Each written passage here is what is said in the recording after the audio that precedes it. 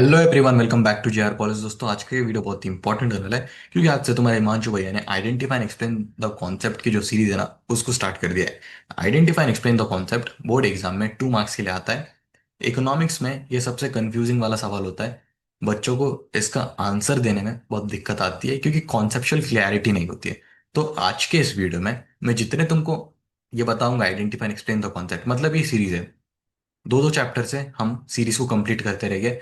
लेकिन मैं इधर जितने भी identify and explain the concept तुमको पढ़ाऊंगा, वही identify and explain the concept तुमको तुम्हारे पेपर में आते हुए दिखने वाले हैं। Very important identify and explain the concept है। इसको अच्छे से रिवाइज कर लेना, इसको अच्छे से कर लेना, क्योंकि ये सेम चीज तुम्हारे एग्जाम में आएगा। मेरी गारंटी है। अगर अच्छे से करते हो तो फुल मार्क्स मिल जाएंगे। बस ये जो नाम है ना, वर्डिंग चेंज हो सकता है लेकिन कॉन्सेप्ट सेम रहेगा। स्टार्ट करते हैं। सबसे पहली चीज, Madhav collected information about the monthly expenditure of a family. पहला क्वेश्चन देखो, सबसे पहले कॉन्सेप्ट को समझो। माधव इधर क्या कर रहा है, उसके फैमिली का मंथली एक्सपेंडिचर निकाल रहा है। मतलब माधव की फैमिली ने एक महीने में कितना पैसा खर्च किया उसको वो कैलकुलेट कर रहे हैं। बेसिकली बजटिंग कर रहे हैं। और उसकी फैमिली की बात हो रही है। किसकी फैमिली? माधव की फैमिली। अगर माधव पूरे देश में जितनी फैमिली है उन सबका मंथली एक्सपेंडिचर कैलकुलेट करता तो मैक्रो इकोनॉमिक का कॉन्सेप्ट हो जाता। लेकिन माधव इधर सिर्फ उसकी फैमिली का मंथली एक्सपेंडिचर कैलकुलेट कर रहा है, तो माइक्रो इकोनॉमिक्स कॉन्सेप्ट है। कौन सा कॉन्सेप्ट है? माइक्रो इकोनॉमिक्स का। Identified concept individual economic unit भी लिख सकते हो, स्लैश करके माइक्रो इकोनॉमिक्स भी लिख सकते हो। अभी कॉन्सेप्ट का एक्सप्लेनेशन देना है। Same format. कॉन्सेप्ट को आइडेंटिफाई करने का 1 मार्क, एक्सप्लेनेशन लिखने का 1 मार्क। ऐसे करके 2 मार्क्स होते हैं। अभी रफली बता रहा हूं, एक्सप्लेनेशन में मैक्सिमम 4 पॉइंट लिखो, मिनिमम 3 पॉइंट लिखो विद कंक्लूजन। एक्सप्लेन करते हैं कॉन्सेप्ट को। माइक्रो इकोनॉमिक्स, मेरी बात समझो तुम सबसे पहले। माइक्रो इकोनॉमिक्स क्या करता है? इंडिविजुअल के बिहेवियर को स्टडी करेगा। सही बात है। इंडिविजुअल फर्म्स को स्टडी करेगा। सही बात है। इंडिविजुअल प्राइजेस को स्टडी करेगा। सही बात है। इंडिविजुअल हाउस होल्ड को स्टडी करेगा। समझ गए? माइक्रो इकोनॉमिक्स इंडिविजुअल के बिहेवियर को स्टडी करेगा, इंडिविजुअल फर्म्स को स्टडी करेगा, इंडिविजुअल प्राइजेस को स्टडी करेगा, इंडिविजुअल हाउस होल्ड को स्टडी करेगा। माइक्रो इकोनॉमिक्स है ना, स्लाइसिंग मेथड यूज करता है। स्लाइसिंग मेथड मतलब क्या है हिमांशु भैया? पूरे इकोनॉमी को टुकड़ों टुकड़ों में स्टडी करने का जो काम है ना, वो माइक्रो इकोनॉमिक्स करता है। उसे स्लाइसिंग मेथड कहते हैं। कंक्लूजन लिखना है। ये magical words, hence in the above illustration, ये लिख दिया। Direct question as it is लिख दो। समझ गए? आसान है। मैं ज्यादा टाइम इस पे वेस्ट नहीं करूंगा क्योंकि ये तुम्हारे सामने पूरा फॉर्मेट रखा है। समझना है तुमको, लिखना है तुमको। मैं बस तुमको गाइड करूंगा। इंपॉर्टेंट क्वेश्चन है ये इंपॉर्टेंट क्वेश्चन कई बार आ चुका है माधव वाला। गौरियन आशा, सॉरी, इसको हर्ट होता है तो।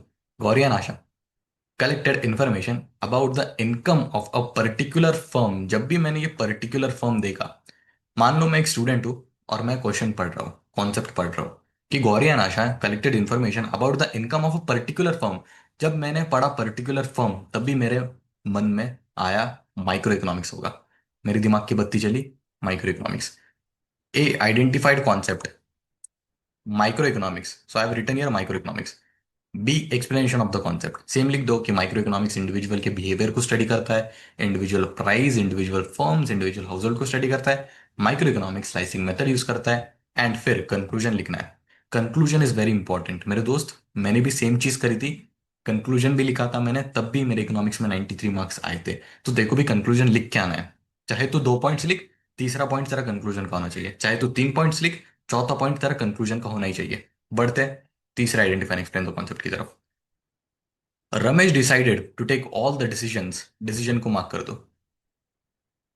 Related to production such is what and how to produce. अभी इधर रमेश क्या कर रहा है? डिसीजन ले रहा है। किसके डिसीजन ले रहा है? प्रोडक्शन के डिसीजंस ले रहा है। डिसीजंस रिलेटेड टू प्रोडक्शन की, क्या प्रोड्यूस करना है और कैसे प्रोड्यूस करना है। Identified concept free market economy. B explanation of the concept.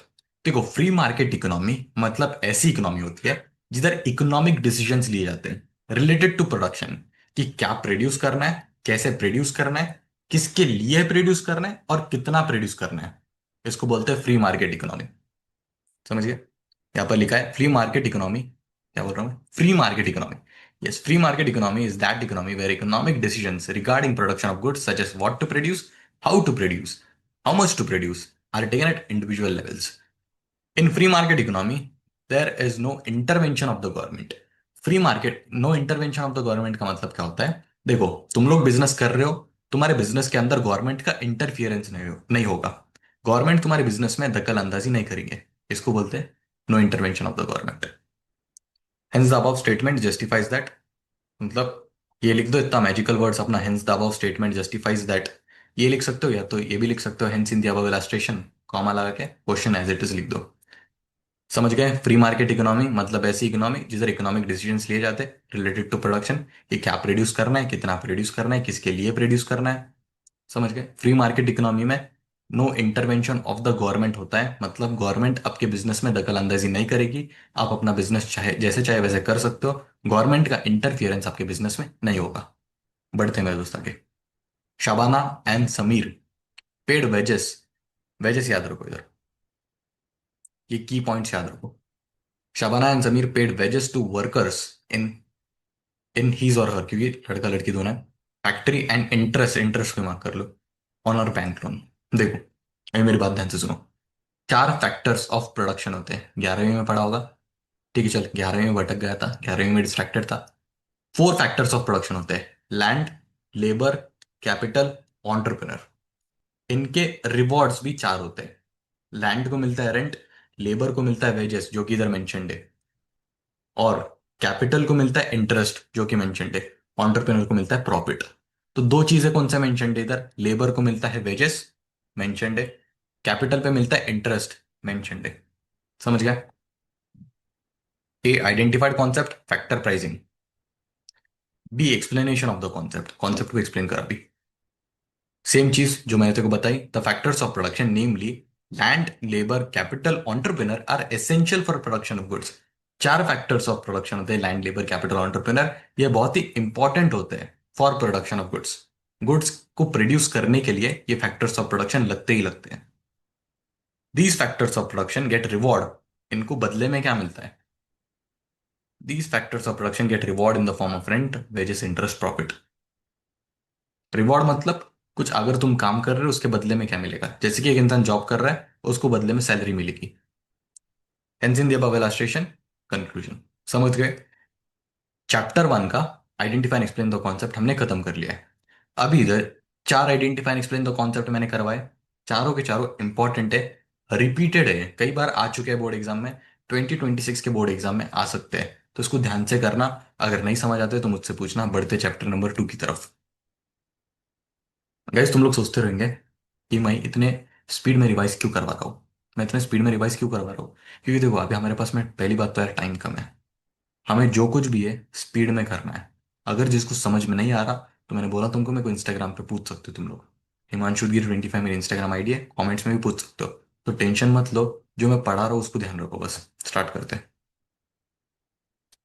देखो, सबसे पहला कॉन्सेप्ट, चैप्टर नंबर 2, यूटिलिटी। सालमा purchased sweater for her father in winter season. Winter season keyword पकड़ो ये। विंटर सीजन पकड़ लिया। अभी देखो, विंटर सीजन से समझ आ रहा कि टाइम है। सीजन टाइम वाइज चेंज होता है ना, तो विंटर सीजन टाइम है। Identified concept time utility. Explanation of the concept. देखो, हमारी जो इच्छाएं है, हमारी जरूरतें जो है, ये टाइम के साथ में बदलती है, तो उसे टाइम यूटिलिटी कहते हैं। क्या बोला मैंने? हमारी जो जरूरतें हैं वो टाइम के साथ में बदलती है, तो हम उसको टाइम यूटिलिटी कहते हैं। सेम चीज एक्सप्लेनेशन में डाल दो, कंक्लूजन लिख दो, hence in the above illustration. इतना लिखो, hence in the above illustration, comma डालो, question as it is. Conclusion जो है ना, बहुत इंपॉर्टेंट है ये चीज याद रखो। ये मेरा पहला का फोटो है वैसे। Warehouse creates time utility, fill in the blanks में आ सकता है। ऑब्जेक्टिव में पूछते हैं, warehouse creates time utility, transport creates place utility. Place utility को अंडरलाइन कर दो, टाइम यूटिलिटी को अंडरलाइन कर दो। इधर क्या है? नीलेश परचेस्ड ऑर्नामेंट्स, परचेस को अंडरलाइन करो। परचेस से समझ में आ जाएगा पूछ रहा क्या है। Nilesh purchase ornaments for his sister. Purchase की बात आ रही है। परचेस को बोलते हैं position utility.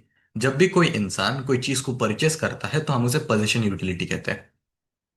A identified concept position utility. B explanation of the concept. देखो, पोजीशन यूटिलिटी का मतलब क्या होता है? मान लो बाजार में एक सेलर सब्जी बेच रहा है, मैं उसके पास जा रहा हूँ और वो सब्जी खरीद रहा हूँ। तो यहाँ पर क्या हो रहा है, सेलर के पास जो सब्जी है, वो सेलर उसको ओन कर रहा है। मतलब वो सेलर की सब्जी है, वो उसको ओन कर रहा है। एंड मैं उधर गया, मैंने उससे सब्जी खरीदी, बदले में पैसे दिए। तो ओनरशिप ट्रांसफर हो रहा है इधर। ओनरशिप क्या हो रहा है, ट्रांसफर हो रहा है। क्योंकि सब्जी को पहले वो ओन करता था, अब मैं गया, मैंने उसको पैसे दिए, सब्जी खरीदे, तो इधर ट्रांसफर ऑफ ओनरशिप हो रहा है। तो जब भी ट्रांसफर ऑफ ओनरशिप होता है, हम उसे पोजीशन यूटिलिटी कहते हैं। पढ़ सकते हो, utility obtained from the transfer of ownership, rights of goods from one person to another, is called as possession utility. जितने इजी एग्जाम्पल में समझ सकते हो, जितने डे टू डे लाइफ के एग्जाम्पल के साथ समझ सकते हो, वैसे समझो। इजी वे में समझो। हार्ड हार्ड एग्जाम्पल समझ के फायदा नहीं है। एन इजी एग्जाम्पल लिख सकते हो पेपर में। ये एक मैजिकल वर्ड है, hence the above statement justifies that. दो magical word, hence in the above illustration, comma question लिख दो as it is. Hence the above statement justifies that, comma करके क्वेश्चन लिख दो। समझ गए, बढ़ते हैं आगे। पैर में मेरे क्रैम्प आ गया, just a second. Kavita consumed 5 units of oranges, one after another. क्या वर्ड पकड़ा, one after other, one after the other. Kavita क्या कर रही है, एक के बाद में एक ऑरेंजेस खाते जा रही है। पहला खाया, दूसरा खाया, तीसरा खाया, चौथा खाया, पांचवा खाया। कंटिन्यूअसली ऑरेंज खाते जा रही है, कॉन्स्टेंटली ऑरेंज खाते जा रही है। तो वो वर्ड पकड़ो, कंटिन्यूअसली ऑरेंज खाते जा रही है। Identified concept, continuity in consumption. क्योंकि कविता क्या कर रही है, एक के बाद में एक ऑरेंजेस खाते जा रही है। कंटिन्यूटी इन कंजम्पशन याद आ रहा होगा, डीएमयू के अजम्पशन में पढ़ा था कंटिन्यूटी इन कंजम्पशन। देखो, कंटिन्यूटी इन कंजम्पशन मतलब क्या होता है, अगर आप कोई चीज को बार बार खा रहे हो, मतलब कंटिन्यूअसली खा रहे हो एक ही टाइम पे। मान लो तुम लोग रोटी भाजी खा रहे हो, और रोटी कंटिन्यूअसली खाते जा रहे हो, एक रोटी, दो रोटी, तीन रोटी, चार रोटी, पांच रोटी। तो उसको बोलते हैं continuity in consumption, means you are consuming something continuously. Continuity in consumption is a type of consumption in which all units of a commodity are consumed in quick succession. Example, one after the another. एक के बाद एक चीज खाते जा रहे हो। Continuity in consumption एक इंपॉर्टेंट assumption है लॉ ऑफ डीएमयू का। फिर उसके बाद में तुमको तीसरे पॉइंट में लिख देना है अपना conclusion. Bhushan refuse to eat fifth chapati after eating four chapati. Bhushan ने पांचवी चपाती खाने से मना कर दिया, चार चपाती में उसका पेट भर चुका था। Identified concept, point of satiety of a rational consumer, explanation of the concept. Example देता हूँ तुमको। मान लो तुमको खुद को भूख लगी है, तुमने चार रोटी खा लिया, तुम्हारा पेट भर गया। अगर तुम्हारी मम्मी तुमको पांच रोटी ला कर देंगी तो तुम खाओगे क्या, नहीं खाओगे, क्योंकि मेरा पेट भर चुका है। अगर मैं बाई चांस खा भी लेता हूं तो मेरे को अनडाइजेशन होगा। तो उसको बोलते हैं point of satiety of a rational consumer. जितनी लिमिट है, जितनी तेरी भूख है उतना ही खा। अगर तू उसके ऊपर खा लेता है तो तेरे को अनडाइजेशन की प्रॉब्लम होगी। At a particular point, consumer wants gets fully satisfied. This point is called as point of satiety. एक पर्टिकुलर लिमिट पे, एक सर्टन लिमिट पे हमारी जो वांट्स होती है, हमारी जो इच्छा होती है, वो सेटिस्फाइड हो जाती है। अगर आप इच्छा के बाद भी, मतलब अगर आपके वांट्स सेटिस्फाइड होने के बाद भी आप खा रहे हो, तो खत्म भाई, कुछ ना कुछ होगा देखो। Consumption beyond point of satiety transform satisfaction to dissatisfaction. मतलब पॉइंट ऑफ स्टेटिटी के ऊपर खा लिया तो डिससेटिस्फैक्शन होगा। पॉइंट ऑफ स्टेटिटी मतलब तेरी जितनी भूख है उतना तू खा रहा है तो तू सेटिस्फाइड होगा। अगर तेरी भूख के ऊपर तू खा रहा है, अगर तू तेरी लिमिट के ऊपर खा रहा है, तो तेरे को डिससेटिस्फैक्शन देखने मिलेगा, डिससेटिस्फाइड होगा। समझ गए, इतना हार्ड नहीं है, आसान है। Therefore the above statement says that Bhushan refuse to it. लिख दो। Lalita and Pooja, once again sorry भाई, इसको दुख पहुंच रहा हो तो। ललिता एंड पूजा, तुम्हारा नाम आ गया। Lalita and Pooja satisfied her want of writing an essay by using pen and notebook। ठीक है भाई, यहाँ पर ऐसे लिख रहे हैं वो लोग, और उनके वांट्स को कुछ चीज सेटिस्फाई कर रही है। पेन एंड नोटबुक उनके वांट को सेटिस्फाई कर रही है। एक चीज सोचो, ऐसी कोई चीज जो इंसान के वांट्स को सेटिस्फाई कर रही हो, उसे यूटिलिटी कहते हैं। ये बात ध्यान में रखो। Identified concept utility, explanation of the concept, same चीज। Utility is the capacity of a community to satisfy human wants. मतलब ऐसी कोई चीज जो कि इंसानों की इच्छा को, इंसानों के वांट्स को सेटिस्फाई कर रही है, उसे हम यूटिलिटी कहते हैं। Utility has want satisfying power. Utility के अंदर एक पावर होती है जिससे कि हमारी इच्छाओं को वो पूरी करती है। Utility is a relative concept as well as subjective concept. मान लो मेरे को अगर भूख लगी है एंड मैंने पिज़्ज़ा मंगा लिया, पिज़्ज़ा मंगा के खा लिया, तो पिज़्ज़ा में वो कैपेसिटी थी जिसने मेरी वांट्स को सेटिस्फाई करी, जिसने मेरी भूख को खत्म कर दी। खत्म मतलब पेट भर गया। Sagar started a business of selling cold drinks in the summer. Summer एक सीजन है, टाइम टू टाइम चेंज होते, टाइम टू टाइम सीजन जो होते हैं वो चेंज होते रहते हैं। तो आइडेंटिफाइड कॉन्सेप्ट में टाइम यूटिलिटी सेम चीज लिखनी है। समय के साथ साथ मतलब हमारे इच्छाओं के साथ साथ, जो इच्छाओं बोल सकते हो या तो तुम लोग बोल सकते हो, पहला वर्ड मैंने क्या बोला था मैं खुद भूल गया, लेकिन उसको पीछे घुमा के देख लेना। टाइम यूटिलिटी मतलब हमारे, तुम लोग बोल सकते हो कि समय के साथ साथ जो चीजें चेंज होते रहती है उसे हम टाइम यूटिलिटी कहते हैं। Utility increased by changing the time of utilization of a commodity is called as time utility. Same meaning है कि हमारी जरूरतों के साथ, जरूरत ये बता, याद आ गई अभी। हमारे जरूरतों के साथ साथ, हमारी इच्छाओं के साथ साथ जो चीजें चेंज होती रहती है उसे टाइम यूटिलिटी कहते हैं। समय के साथ साथ जो चीजें चेंज होती रहती है उसे टाइम यूटिलिटी कहते हैं। जैसे कि अगर विंटर में मेरे को गर्म कपड़े पहनने होंगे, समर में मेरे को कंफर्टेबल क्लोथ्स चाहिए, तो समय के साथ साथ मेरी इच्छा, मेरी जरूरतें चेंज हो रही है, उसे हम टाइम यूटिलिटी कहते हैं। एक्चुअली क्या होगा, स्पीड में पढ़ा रहा हूँ ना तो भूल जा रहा हूँ मैं भी वर्ड जो होते हैं। बाकी कॉन्सेप्ट अपना इजी है। लिख दो hence in the above illustration. बढ़ जाते हैं सेवेंथ पॉइंट पे। तुम लोग सोचते रहेंगे कि हिमांशु भैया पढ़ा रहे कि मजाक कर रहे हैं, लेकिन देखो दोस्त, ये जो चीज है ना, ये मतलब पढ़ाना इतना मेरे लिए जरूरी नहीं है क्योंकि ये बहुत आसान है। तुम लोग एक बार देखोगे तो खुद से समझ जाओगे, क्योंकि ये देखी देखी चीज है। टाइम यूटिलिटी तुमने पहले पढ़ा है, ये नहीं पढ़ा है, मान के चलता हूँ ये नहीं पढ़ा होगा। देखो क्वेश्चन, ऑल दो gold is not necessary for survival the price of gold is high.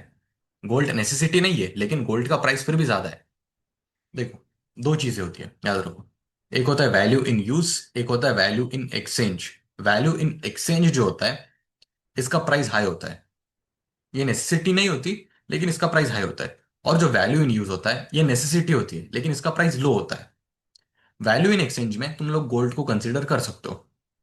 Gold महंगा है, गोल्ड के लिए हमें प्राइस पे करना होगा। बट वैल्यू इन यूज जो होता है, इसके लिए थोड़ा सा प्राइस पे करना होता है, and value in use free में भी मिल जाता है। फ्री में कैसे मिलता है हिमांशु भैया? सन ले लो, एयर ले लो, ये तुमको फ्री में मिलता है ना।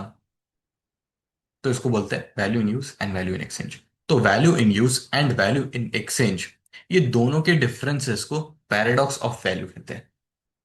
Value in use and value in exchange, दोनों के डिफरेंस को पैराडॉक्स ऑफ वैल्यू कहते हैं। सेम चीज you have to write over here. 1 point, 2 point, 3 point. और कोई डाउट्स? समझ में आ गया ना? टाइम यूटिलिटी वाला भी इजी है। सबसे पहले हमने देख लिया सीजन के साथ साथ चेंज हो रहा है ना, हमारा बिहेवियर चेंज हो रहा है सीजन के साथ साथ, हमारे रहने का तरीका चेंज हो रहा है। समय के साथ साथ जो चीजें चेंज होते रहती है उसे हम टाइम यूटिलिटी कहते हैं। पोजीशन यूटिलिटी मतलब कि इधर ट्रांसफर ऑफ ओनरशिप हो रहा है। फिर इधर देखा था हमने कंटिन्यूटी इन कंजम्पशन, मतलब एक के बाद एक कोई चीज तू खाते जा रहा है तो उसको कंटिन्यूटी इन कंजम्पशन कहते हैं। पॉइंट ऑफ स्टेटिटी, जितना भूख लगे उतना ही खा, अगर उसके ऊपर खा लेता है, लिमिट के ऊपर जा रहा है, तो देखो डिसएडवांटेज, डिससेटिस्फैक्शन देखने मिलेगा। Point of satiety of a rational consumer, एक पर्टिकुलर पॉइंट पे इंसानों की इच्छा जो होती है वो स्टेटिस्फाई हो जाती है, उसे बोलते हैं पॉइंट ऑफ स्टेटिटी। ललिता और पूजा यहाँ पर क्या कर रहे हैं, अपनी इच्छा को मतलब अपनी इच्छा को पूरा तरीके से लिख के एकदम समेट के कर रहे हो, जो भी ऐसे लिख रहे हो वो पेन एंड नोटबुक यूज करके ऐसे लिख रहे हैं। क्या पता इससे कंपटीशन होगा, तैयारी करते होगे भाई लड़कियां। तो यूटिलिटी, क्योंकि पेन और नोटबुक से उनको यूटिलिटी मिल रही है।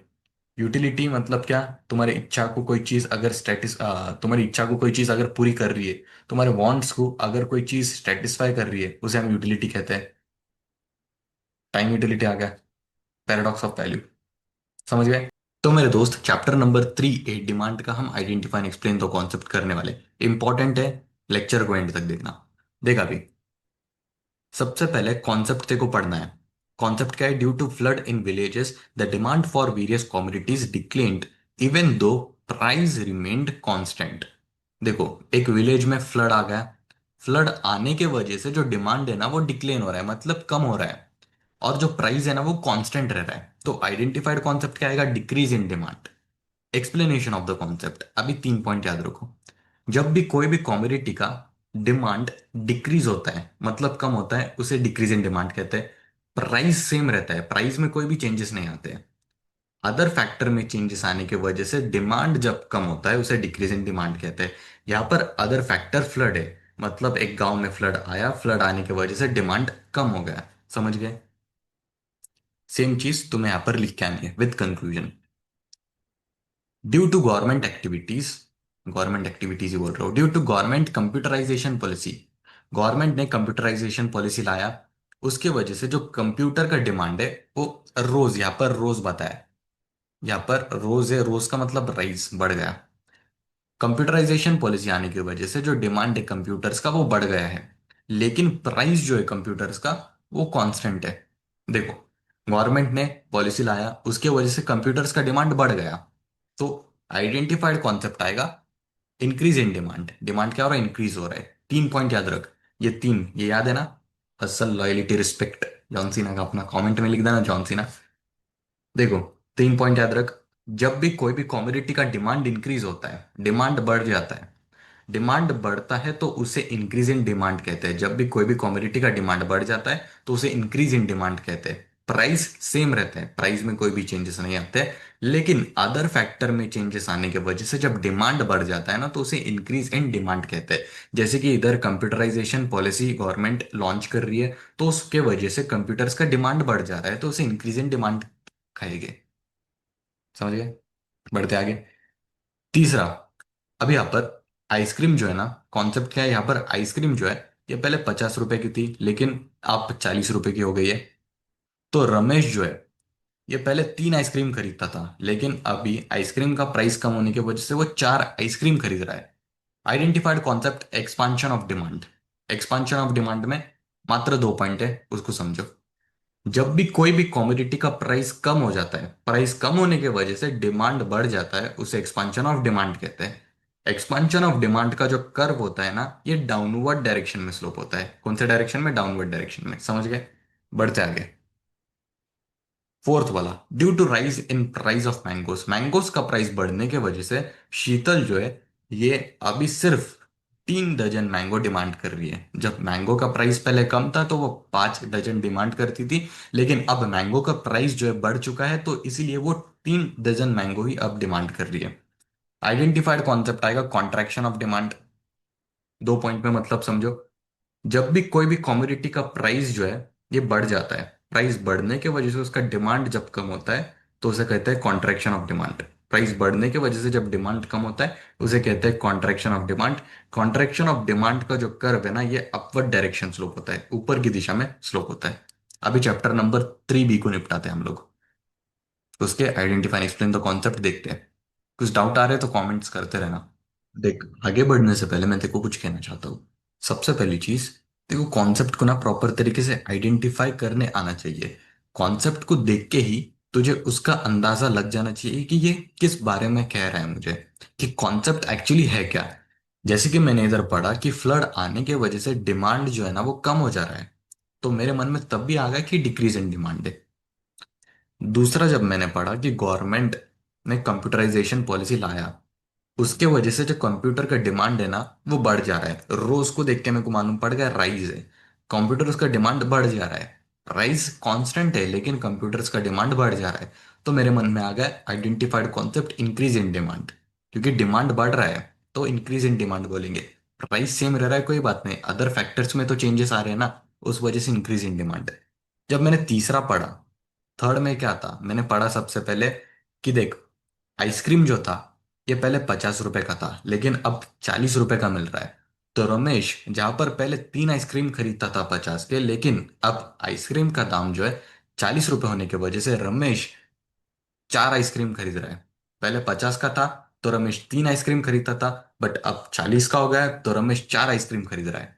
तो मैंने देखा कि प्राइस कम होने की वजह से डिमांड बढ़ रहा है, प्राइस कम होने की वजह से प्राइस 40 रुपए हो गया, और रमेश ने डिमांड बढ़ा दिया, तो उसे क्या कहते हैं? इन अपना एक्सपांशन ऑफ डिमांड। यहाँ पर तुम लोग भी कंफ्यूज हो सकते हो, इंक्रीज कोई को बोलेगा, सॉरी, एक्सपांशन ऑफ डिमांड कहते हैं। जब भी प्राइस कम होने की वजह से डिमांड बढ़ जाता है, एक्सपांशन ऑफ डिमांड कहते हैं। कॉन्सेप्ट को समझना है, इधर देखो। मैंगो का प्राइस बढ़ रहा है, प्राइस बढ़ने के वजह से शीतल जो है ना ये डिमांड कम कर रही है। पहले मैंगो का प्राइस जब कम था तो शीतल 5 डजन ऑफ मैंगो परचेस करती थी, लेकिन अब मैंगो का प्राइस बढ़ने की वजह से शीतल जो है ना सिर्फ 3 डजन ऑफ मैंगोज परचेस कर रही है। तो प्राइस बढ़ने के वजह से शीतल अपना डिमांड जो है ना उसको रिड्यूस कर रही है, कम कर रही है। उसको कॉन्ट्रैक्शन ऑफ डिमांड बोलेंगे। समझ गए कॉन्सेप्ट को? पहले मेरे दोस्त समझ। अभी देख, मैं समझाने को तेको ये 30-30 मिनट के लेक्चर लेके भी प्रॉपर तरीके से इन डेप्थ इन डिटेल समझा सकता हूँ, लेकिन अभी एंड का टाइम है, अभी रिवाइज करने का टाइम है, अपने को निपटाना है जो भी अभी सब कुछ फटाफट से। तो इतने स्पीड में मेरे को जाना ही पड़ेगा, मैं स्लो स्लो नहीं जा सकता अभी, मेरे को रिवाइज तेको स्पीड में कराना ही पड़ेगा। सॉरी, मेरे को माफ कर दे अगर मेरे से कुछ गलती होती हो। अगर एक्सप्लेनेशन मेरा थोड़ा सा भी तेरे को अच्छा नहीं लग रहा है, अगर कुछ थोड़ा सा भी नहीं समझ में आ रहा है, तो मेरे को तो कमेंट कर सकता है, मेरे को पर्सनली भी इंस्टाग्राम पे तो पूछ सकता है। हिमांशुदगीर 25 मेरी इंस्टाग्राम आईडी है। अभी स्टार्ट करते हैं हम चैप्टर नंबर 3B को। 3B के आइडेंटिफाई एक्सप्लेन द कॉन्सेप्ट देखते हैं मेरे दोस्त। तो मेरे दोस्त, हम जो प्रूफ का पीडीएफ लिस्ट जो मैंने क्रिएट किया है उस पे बढ़ने से पहले मैं तुमको चैप्टर नंबर 3A का एक identify and explain the concept सिखाना चाहता हूँ। ये identify and explain the concept हमने मिस कर दिया था, तो अभी कोई बात नहीं, हम कवर कर लेते हैं इसको। कॉन्सेप्ट क्या है? A poor person wants to buy a car. देखो, एक गरीब इंसान है, उसको कार लेने की इच्छा है, कार लेने की इच्छा है उसको। तो आइडेंटिफाइड कॉन्सेप्ट में आ जाएगा डिजायर। आइडेंटिफाइड कॉन्सेप्ट में आ जाएगा desire. Explanation of the concept. देखो, डिजायर का मतलब समझो। जब भी तुमको कोई चीज खरीदने की इच्छा है लेकिन तुम्हारे पास में उतने पैसे नहीं है उस चीज को खरीदने के, तो उसे डिजायर कहते हैं। समझ गए? जब भी कोई चीज को खरीदने की तुम्हारी इच्छा है लेकिन तुम्हारे पास में उतने पैसे नहीं है, यार वो गरीब इंसान को इच्छा है कार खरीदने की लेकिन उसके पास में इतने पैसे नहीं है, तो उसको डिजायर बोलेंगे। समझ गए? आसान है। फाइनली फाइनली फाइनली मेरे दोस्त, तुम्हारे हिमांशु भाई ने खत्म कर दिया है all identify and explain the concept. जितने important identify and explain the concept थे, तुम्हारे हिमांशु भाई ने सारे के सारे identify and explain the concept को ठिकाने लगा दिया है, खत्म कर दिया भाई। तुम्हारे भैया ने खत्म कर दिया भाई इसको। गेम खत्म, concept clear, confusion over, final move done. हाँ, क्या लिखा है देखो। Identify and explain the concept ना कंफ्यूजिंग टॉपिक था मेरे लिए, खुद के लिए, जब मैं खुद अपना 12th का एग्जाम लिख रहा था। जब मैं खुद पढ़ता था ना identify and explain the concept, तो यार मेरा भी दिमाग कहीं ना कहीं घूम जाता था। मैं बोलता था कौन सा कॉन्सेप्ट इस पे बैठेगा अभी। लेकिन बाद में ग्रेजुअली मेरे को समझ में आने लगा। फिर उसके बाद में मैंने भी प्रॉपर तरीके से लर्न कर लिया। कॉन्सेप्ट देख के ही मैं पहचान लेता हूँ, मैं अंदाजा लगा लेता हूँ कि ये कहना क्या चाहता है, इसका राइट आंसर क्या होगा। तुम लोग भी उसी तरीके से कर सकते हो। अभी प्रूफ की तरफ बढ़ते हैं हम। देख मेरे दोस्त, जो मैंने पढ़ा है देखो, वो सेम चीज तू पीवाईक्यूज में देख सकता है। आजा मेरे साथ में भी। मैं पेन ले लेता हूँ, यहाँ पर थोड़ा जूम कर लेते हैं। देखते हैं। सबसे पहला वाला पढ़ा था कि चैप्टर नंबर 1 का, Madhav collected information about the monthly expenditure of family. क्या था इसका? Microeconomics. दूसरे का देख, देखते जा तू सिर्फ अभी। Puja satisfied her want of writing an essay by using pen and notebook. इसका क्या था? यूटिलिटी, वांट्स को सेटिस्फाई करने का काम कर रहे हैं। There are many firms producing soaps in India. Chapter number 5 से आया था, मोनोपोलिस्टिक कंपटीशन कॉन्सेप्ट है इसका। Ramesh prepares Ramesh prepares share price index number. इसका क्या था? Special purpose index number. ये भी पढ़ाया था। fall in price of sugar by 50%, rise in 50% rise in demand। 50% से शुगर का प्राइस गिर रहा, 50% से राइज हो रहा, किसको क्या बोलेंगे? Unitary elastic demand. ये भी पढ़ाया था देखो। अक्टूबर 2021 का पेपर है ये, पीवाईक्यू। आज ये भी पढ़ा था। Asha collected the information about the income of a particular form. इसका क्या आएगा? माइक्रो इकोनॉमिक्स ही आएगा। दूसरे का, रमेश डिमांडेड फॉर सॉल्ट, ये इंपॉर्टेंट बोला था, remained unchanged in spite of 10% rise in its price. Answer आएगा इसका परफेक्टली इनइलास्टिक डिमांड। सॉल्ट का प्राइस जो है बढ़ने के बाद भी डिमांड उसका अनचेंज रहता है। फिर उसके बाद में तीसरा वाला देखते हैं। Out of 4,000 kgs of rice the farmer offered. ये ऐसे लिख के ही बताया था, ऑफर्ड मार्क करो बोला था। ऑफर्ड, ऑफर मतलब सप्लाई हो रहा है इधर कुछ। सप्लाई इसका कॉन्सेप्ट, आइडेंटिफाइड कॉन्सेप्ट। फिर उसके बाद में आ जाते हैं, Shobha collected data regarding the money value. यही यही देख के पहचानना है आपको। नेशनल इनकम का डेफिनेशन ये है, the money value of all final goods and services produced in a country for the financial year 2019-20। इसका आइडेंटिफाइड कॉन्सेप्ट आ जाएगा नेशनल इनकम। तुमको बोलता था मैं कि ये देखो, the money value of all final goods and services देख लिया, तो उसका आइडेंटिफाइड कॉन्सेप्ट मेरे भाई आ जाएगा नेशनल इनकम। फिर आ जाओ, चलते रहो तो अभी। Lucy deposited a lump sum amount of 1 lakh. एक लमसम अमाउंट डिपॉजिट कर रहा है तो उसका आ जाएगा फिक्स डिपॉजिट, एक पर्टिकुलर ईयर के लिए फिक्स डिपॉजिट आ जाएगा। कभी का पेपर देखा हमने, मार्च 2022 का, मार्च 2023 का पेपर दिखा था तुमको। ये भी किया था क्या?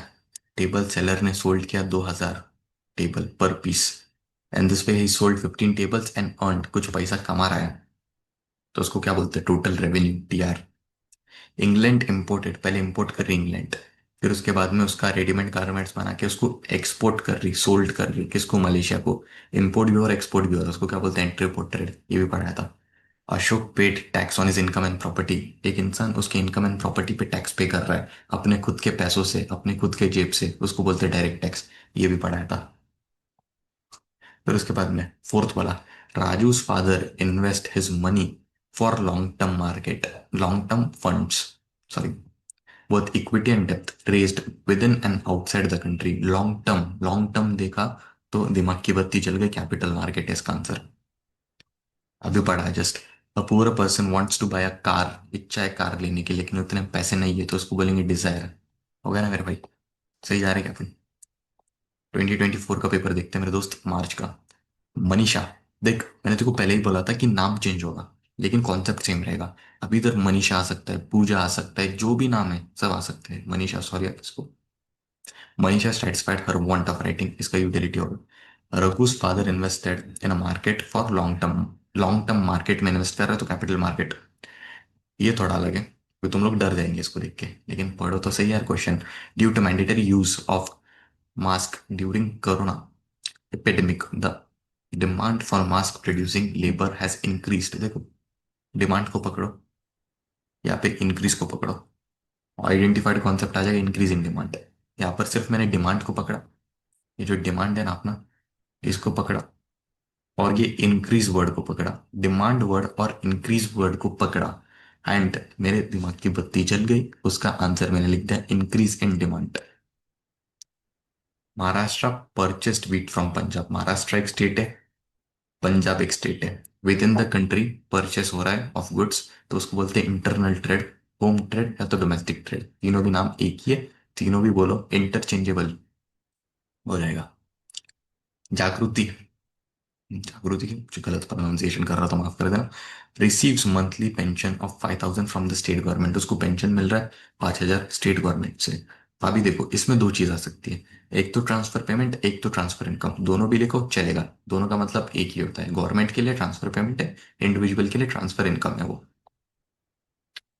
मार्च 2025 पे बढ़ते हैं। Abhijeet sold 15 chairs for 3,000, for each chair he earn, कुछ कमा रहा है, उसको बोलेंगे TR, total revenue. Rajaram produced, अभी इसमें क्या है देखो, राजाराम प्रोड्यूस कर रहा है कुछ चीज को, बैटरी लो है मेरी लैपटॉप की, उसके फैमिली यूज के लिए। राजाराम व्हीट प्रोड्यूस कर रहा है उसके फैमिली यूज के लिए, पूरी फैमिली यूज करेगी उसको, तो उसे बोलेंगे प्रोडक्शन फॉर सेल्फ कंजम्पशन, खुद के यूज के लिए भी जब कोई चीज अपने पास रखते हैं अपन तो उसको बोलते हैं प्रोडक्शन फॉर सेल्फ कंजम्पशन, या तो product for self consumption. Rani collected data of national income for the purpose of study, इसको बोलेंगे अपन नेशनल इनकम का ही कॉन्सेप्ट बोलेंगे इसको, आइडेंटिफाइड कॉन्सेप्ट में नेशनल इनकम आ जाएगा। फिर उसके बाद में मिल्क का डिमांड कर रहे हैं, शुगर का डिमांड कर रहे हैं, टी पाउडर का डिमांड कर रहे हैं जॉइंटली, जॉइंटली वर्ड पड़ा to satisfy his want of tea, jointly word पड़ा तो इधर आ जाएगा कॉम्प्लीमेंट्री डिमांड और joint demand, joint demand complementary demand बोलो एक ही है। Sunita madam satisfied her want to write on the blackboard using a chalk, उसके wants को satisfy करके ले रही है वो, तो उससे बोलते हैं यूटिलिटी, यूटिलिटी वाला कॉन्सेप्ट आ जाएगा। ये जॉइंट डिमांड कॉम्प्लीमेंट्री डिमांड वाला कॉन्सेप्ट फोर्थ वाले का। समझ गया मेरे दोस्त? देख मैंने तेको जितना पढ़ाया वन शॉट वीडियो में, उतने के उतने क्वेश्चन ही तेको इधर देखने मिल रहे पीपा के उसमें, तो समझ ले कि वो वन शॉट वीडियो कितना इंपॉर्टेंट है। अगर तू वो वन शॉट वीडियो अच्छे से देख लेता है, कॉन्सेप्ट्स को अच्छे से समझ लेता है, तो तू ये जस्ट देख के आंसर कर लेगा, तेको ज्यादा दिमाग लगाने की जरूरत ही नहीं पड़ेगी इधर। 2 मार्क्स के लिए आता है ये, बहुत ही आसान होता है, ईजी है, तू कर लेगा आराम से। मिलते हैं मेरे दोस्त नेक्स्ट वीडियो के अंदर, कैसा लगा वीडियो बताना। लाइक्स का टारगेट अपना 500 है, 500 लाइक्स कर देना। एंड उसके बाद में कमेंट्स कर देना, कुछ प्यारे प्यारे कमेंट्स कर देना, मेरी मेहनत अगर थोड़ी सी भी पसंद आती है तो। मिलते हैं नेक्स्ट वन शॉट वीडियो में, बाय बाय। मेरे दोस्तों, अभी हम शुरू करते हैं चैप्टर नंबर 4 के identify and explain the concept को। चैप्टर नंबर 4 के identify and explain the concept को अभी निपटाते हैं। सबसे पहला वाला, Manohar was able to supply less. अभी इधर से मैं समझ गया कि कम सप्लाई कर रहा है Manohar paper to the market due to technical glitches in the paper making factory. अभी मैंने ये सप्लाई लेस से समझ गया कि कुछ डिक्रीज वाला सीन है, कुछ कम हो रहा है। तो आइडेंटिफाइड कॉन्सेप्ट आ जाएगा decrease in supply. Identified concept मेरा आ जाएगा decrease in supply. Explanation of the concept देखो, 3 पॉइंट। जब भी कोई भी कमोडिटी का सप्लाई कम हो जाता है तो उसे डिक्रीज इन सप्लाई कहते हैं। प्राइस जो रहता है वो सेम रहता है, प्राइस में कोई भी चेंजेस नहीं आते। अदर फैक्टर्स में चेंजेस आने की वजह से जब सप्लाई कम हो जाता है तो उसे डिक्रीज इन सप्लाई कहते हैं। क्या कहते हैं? Decrease in supply. Other factors में चेंजेस आने की वजह से जब सप्लाई कम हो जाता है तो उसे डिक्रीज इन सप्लाई कहते हैं। बस ये वर्ड को याद रखो, सप्लाई लेस मतलब डिक्रीज इन सप्लाई वाला कॉन्सेप्ट। दूसरे पे आ जाओ, ड्यू टू टैक्स रिलीफ। अभी टैक्स रिलीफ मतलब टैक्स कम हो रहा है। Puja bought a large number of her cottage products to the market for sale. Tax कम होने की वजह से Puja large number of products ला रही है, मतलब इधर पूजा सप्लाई इंक्रीज कर रही है। तो आइडेंटिफाइड कॉन्सेप्ट आ जाएगा मेरे दोस्त, increase in supply. Explanation of the concept, 3 point याद रखो फिर से। जब भी कोई भी कॉमोडिटी का सप्लाई बढ़ जाता है तो उसे इंक्रीज इन सप्लाई कहते हैं। प्राइस जो रहता है वो सेम रहता है, प्राइस में कोई भी चेंजेस नहीं आते। अदर फैक्टर्स में चेंजेस आने की वजह से जब सप्लाई बढ़ जाता है तो उसे इंक्रीज इन सप्लाई कहते हैं। क्या बोला मैंने? अदर फैक्टर्स में चेंजेस आने की वजह से जब सप्लाई बढ़ जाता है तो उसे इंक्रीज इन सप्लाई कहते हैं मेरे दोस्त। बढ़ते आगे। आउट ऑफ 40 बोलता हूं मैं। आउट ऑफ 400, 400 नहीं sorry 4000, out of 4000 kgs of rice the farmer offered. अभी ये चीज पकड़ के चल मेरे दोस्त। Farmer offered to sell 1000 kgs of rice at ₹40 per kg। 4000 में से, 4000 kgs ऑफ राइस में से फार्मर ऑफर कर रहा है, फार्मर ऑफर कर रहा है, ये वर्डिंग को पकड़ के चल। To sell 1000 kgs of rice at 40 per kg। अभी देखो, फार्मर, दो चीज याद रखो। फार्मर सबसे पहले राइस को प्रोड्यूस कर रहा है, उसके बाद में फार्मर ऑफर भी कर रहा है। ऑफर मतलब सप्लाई भी कर रहा है मेरे दोस्त। फार्मर प्रोड्यूस भी कर रहा है, फार्मर ऑफर भी कर रहा है। ऑफर मतलब सप्लाई भी कर रहा है। समझ गए? आइडेंटिफाइड कॉन्सेप्ट आएगा सप्लाई, क्योंकि फार्मर ऑफर कर रहा है। Identified concept supply. Explanation of the concept देखो, दो चीजें समझो आप इधर। मार्केट, मार्केट प्राइस और क्वांटिटी ऑफ गुड्स, दोनों के बीच के रिलेशनशिप को हम सप्लाई कहते हैं। क्या कहा मैंने? मार्केट प्राइस और क्वांटिटी ऑफ गुड्स, दोनों के बीच के रिलेशन को हम सप्लाई कहते हैं। एंड प्रोड्यूसर जो होता है उसके ऊपर डिपेंड करता है कि उसको कितना गुड्स मार्केट में सप्लाई करना है। अगर प्राइस ज्यादा रहा तो वो ज्यादा सप्लाई करेगा, प्राइस कम रहा तो वो कम सप्लाई करेगा। समझ गए? सप्लाई एक फ्लो कॉन्सेप्ट होता है, मतलब सप्लाई को टाइम के बेसिस पे मेजर करा जा सकता है। सप्लाई टाइम के बेसिस पे मेजर होता है, तो इसलिए सप्लाई को फ्लो कॉन्सेप्ट कहते हैं। आ जाओ, fourth point. A table seller sold table for 2000 per piece. In this way he sold 15 tables and earned 30,000। अभी इधर कुछ कमा रहा है, पैसों की बात हो रही है, रेवेन्यू, रेवेन्यू की बात हो रही है। आइडेंटिफाइड कॉन्सेप्ट आ जाएगा total revenue, TR। Explanation of the concept, explain करना है। देखो, टोटल रेवेन्यू का मतलब होता है फर्म की टोटल इनकम। जो तुम्हारी ऑर्गेनाइजेशन है उसकी टोटल इनकम को हम टोटल रेवेन्यू कहते हैं। तुमने माल बेचकर कितना पैसा कमाया, माल बेचकर तुमने कितना पैसा कमाया, उसे हम टोटल रेवेन्यू कहते हैं। समझ गए? माल बेचकर कितना पैसा तुमने कमाया उसे टोटल रेवेन्यू कहते हैं, जिसको TR भी बोला जाता है। तो टोटल रेवेन्यू को कैलकुलेट करने का एक फॉर्मूला आता है, price into quantity. Price into quantity, ये टोटल रेवेन्यू को कैलकुलेट करने का फॉर्मूला है मेरे दोस्त। समझ गए? खत्म चैप्टर नंबर 4 का आइडेंटिफाई एक्सप्लेन द कॉन्सेप्ट। बस मेरे दोस्त एक चीज याद रख, तेरा हिमांशु भैया तेरे को एक एडवाइस दे रहा है, बस तू वर्डिंग को पकड़। यहाँ पे सप्लाई लेस है तो डिक्रीज इन सप्लाई समझ जा। टैक्स कम हो रहा है तो समझ जा, टैक्स कम हो रहा है। यहाँ पे पूजा नाम की कोई लड़की, सॉरी आप पूजा वगैरह कुछ किसी को दुख पहुंच रहा है तो, यहाँ पर पूजा नाम की लड़की है, वो कॉटेज प्रोडक्ट्स मतलब कुछ उसके प्रोडक्ट सेल करती है वो, तो उसका सप्लाई बढ़ा दे रही है तो इंक्रीज इन सप्लाई। यहाँ पे फार्मर कुछ ऑफर कर रहा है मतलब फार्मर सप्लाई कर रहा है, आइडेंटिफाइड कॉन्सेप्ट सप्लाई आ जाएगा। फिर उसके बाद में यहाँ पर कुछ अर्न करने की बात हो रही है, यहाँ पर कुछ पैसा कमाने की बात हो रही है तो टोटल रेवेन्यू आ जाएगा। जो फर्म माल बेच करके जितना पैसा कमाती है उसको टोटल रेवेन्यू कहते हैं। आसान है यार, बहुत ही आसान है, हम इसको कॉम्प्लिकेटेड बना देते हैं identify and explain the concept को। But when you have that conceptual clarity तो आराम से सब कुछ इजीली हो जाता है, सिंपल है। मिलते हैं चैप्टर नंबर 5 के आइडेंटिफाई एक्सप्लेन द कॉन्सेप्ट में मेरे दोस्त।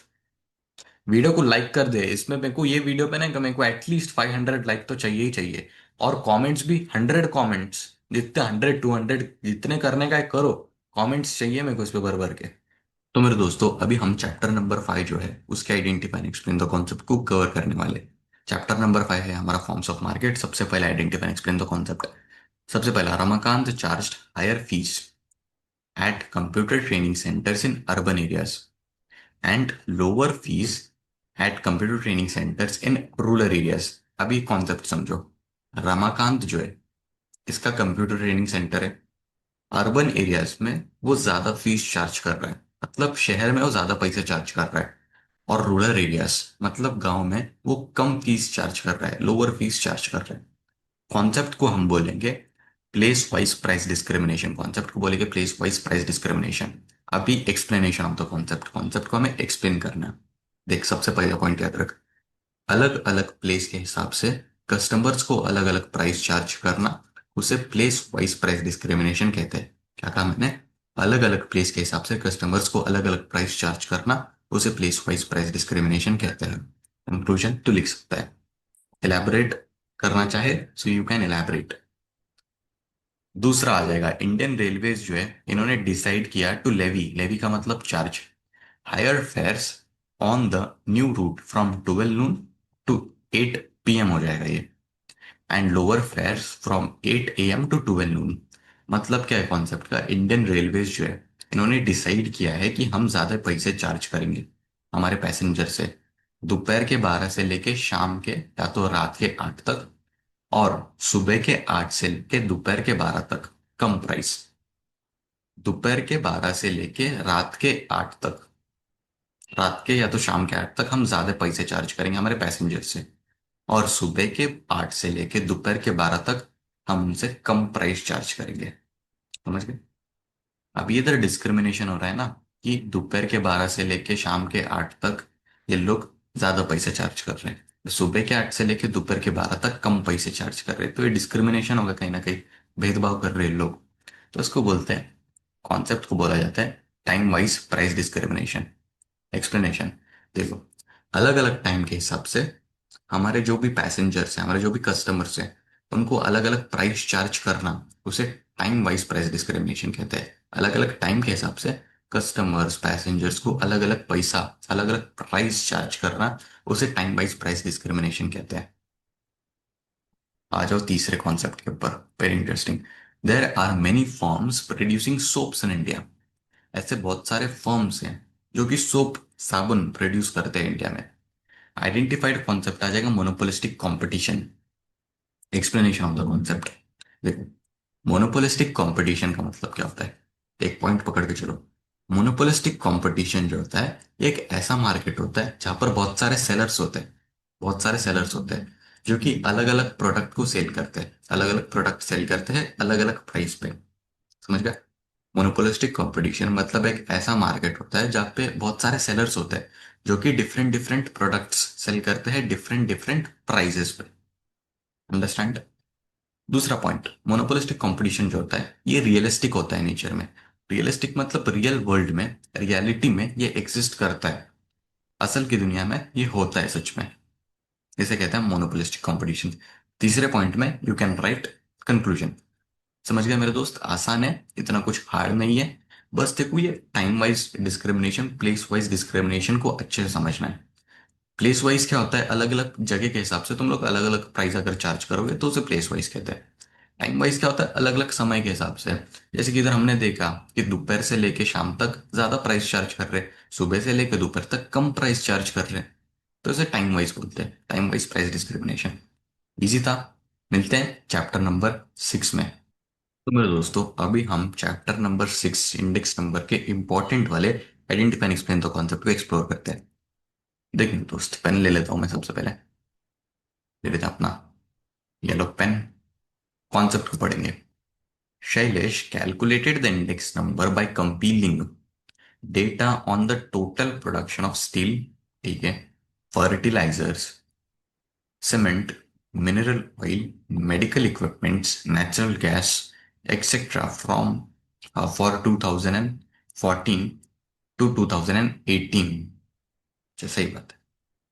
अभी देखो, यहाँ पर एग्जाम्पल्स पे ध्यान दो तुम लोग कि शैलेश, ठीक है, शैलेश कैलकुलेट कर रहा है इंडेक्स नंबर और वो डेटा निकाल रहा है total production of steel. Shailesh जो है, रमेश ही बोल रहा हूँ, शैलेश जो है ये बेसिकली कैलकुलेट कर रहा है और डेटा निकाल रहा है वो टोटल प्रोडक्शन का।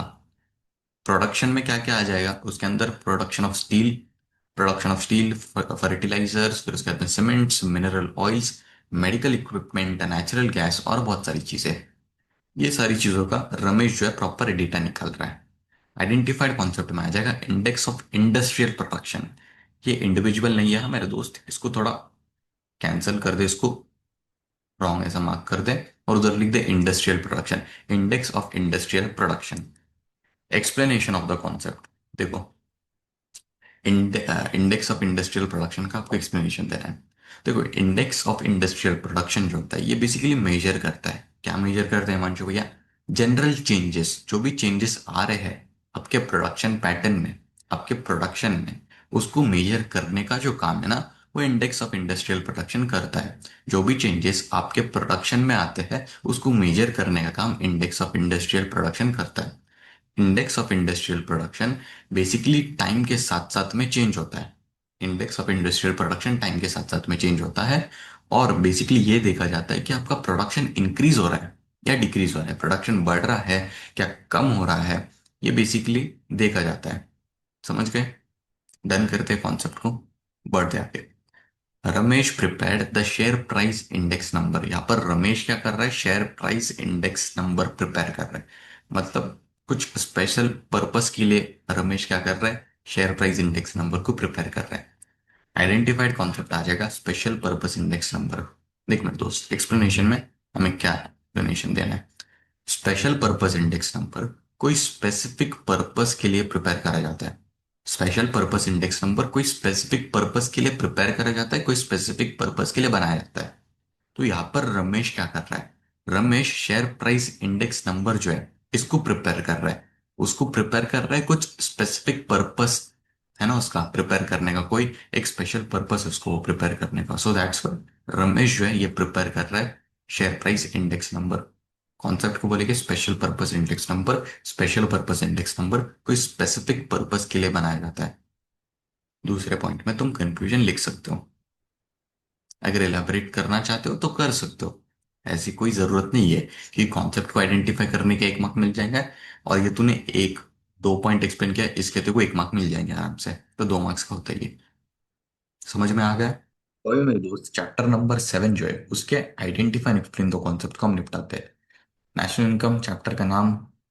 सबसे पहले identify and explain the concept. Anita receives a monthly pension of ₹5,000 from the state government.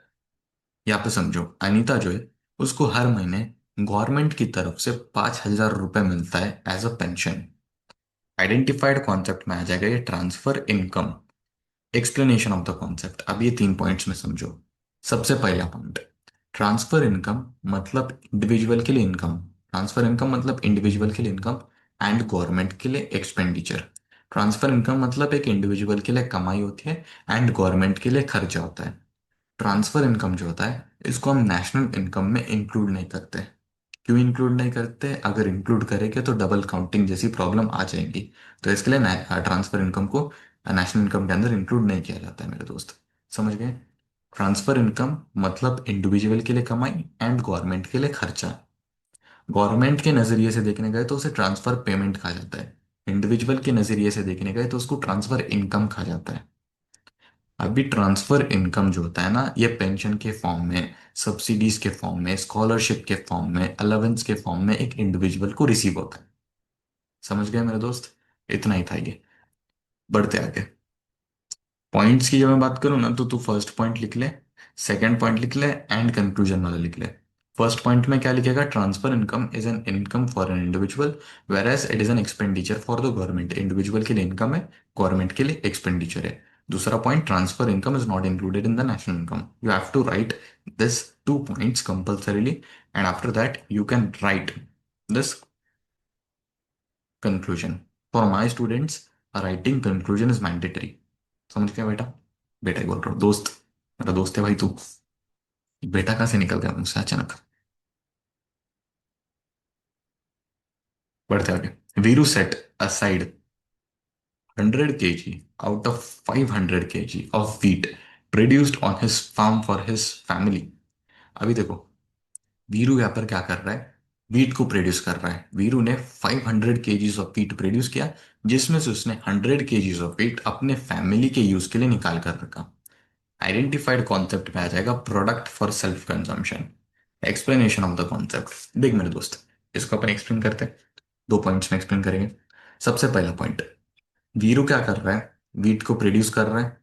500 kg of wheat Veeru ने प्रोड्यूस किया, जिसमें से 100 kg ऑफ वीट वीरू ने उसके खुद के फैमिली के लिए निकाल के रखा।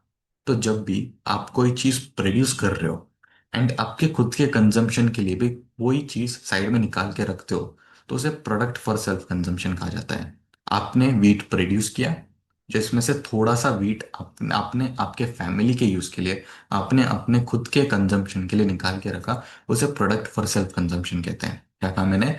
जब आप वीट प्रोड्यूस कर रहे हो, आपने 500 kg ऑफ वीट प्रोड्यूस किया, जिसमें से आपने 100 kg ऑफ वीट आपके खुद के फैमिली के यूज के लिए निकाल कर रखा, उसे प्रोडक्ट फॉर सेल्फ कंजम्पशन कहा जाता है। समझ गए? प्रोडक्ट फॉर सेल्फ कंजम्पशन जो होता है, ये नेशनल इनकम में इंक्लूड नहीं होता है। समझ गए मेरे दोस्त? यहाँ पर देख, product for self-consumption is a part of that product which is kept aside to satisfy the needs of oneself and one's family। खुद के नीड्स को सेटिस्फाई करने के लिए और खुद के फैमिली के नीड्स को सेटिस्फाई करने के लिए हम कोई चीज को असाइड करते हैं, कोई चीज को साइड में निकाल के रखते हैं, उसे प्रोडक्ट फॉर सेल्फ कंजम्पशन कहा जाता है मेरे दोस्त। दूसरा कंक्लूजन वाला पॉइंट लिखना है मेरे को, लिखना है मेरे को, नहीं लिखना है तेरे को, लिखना है मेरे दोस्त। पर उसके बाद में तीसरा, शीतल परचेस्ड व्हीट फ्लावर। ये इंपॉर्टेंट है। Sheetal purchased wheat flour for her bakery from the flour mill. अभी देखो, शीतल जो है ना, उसके खुद के बेकरी के लिए फ्लावर मिल परचेस, फ्लावर मिल ही बोल रहा हूँ, अपना व्हीट फ्लावर परचेस कर रही है। शीतल जो है अपने खुद के बेकरी के लिए व्हीट फ्लावर परचेस कर रही है। तो शीतल उसके खुद के बेकरी के लिए व्हीट फ्लावर जब परचेस कर रही है, तो इस कॉन्सेप्ट को हम कहेंगे प्राइवेट इन्वेस्टमेंट एक्सपेंडिचर, क्योंकि शीतल का खुद का बिजनेस है और वो खुद के बिजनेस पे खर्चा कर रही है, तो उसे कहते हैं private investment expenditure. Identified concept will be private investment expenditure. Explanation of the concept. Explanation, सबसे पहला पॉइंट, जब भी कोई इंडिविजुअल या तो प्राइवेट फर्म अपना पैसा खर्च करती है रॉ मटेरियल्स पे, मशीनरीज पे, टूल्स पे, उसे प्राइवेट इन्वेस्टमेंट एक्सपेंडिचर कहते हैं। समझ गए मेरे दोस्त? जब भी कोई इंडिविजुअल या तो जब भी कोई प्राइवेट बिजनेस अपने बिजनेस के ऊपर, अपने फर्म के ऊपर पैसा खर्च कर रही है, चाहे वो रॉ मटेरियल पे करे, चाहे वो मशीनरी पे करे, चाहे वो टूल्स पे करे, उसे प्राइवेट इन्वेस्टमेंट एक्सपेंडिचर कहते हैं, क्योंकि आप अपने खुद के बिजनेस पे खर्चा कर रहे हो, आपके खुद के बिजनेस को ग्रो करने के लिए पैसा खर्च कर रहे हो। अभी या तो बेकरी है, अभी शीतल की खुद की बेकरी है, तो शीतल खुद के बेकरी के लिए कुछ सामान बनाने के लिए, जैसे कि व्हीट फ्लावर परचेस कर रही है, उसको ब्रेड वगैरह बनाना होगा, तो इसलिए व्हीट फ्लावर परचेस कर रही है, तो खुद के बिजनेस पे शीतल इन्वेस्ट कर रही है, तो उसे प्राइवेट इन्वेस्टमेंट एक्सपेंडिचर कहेंगे मेरे दोस्त। बढ़ते आगे। Shobha collected data regarding the money value.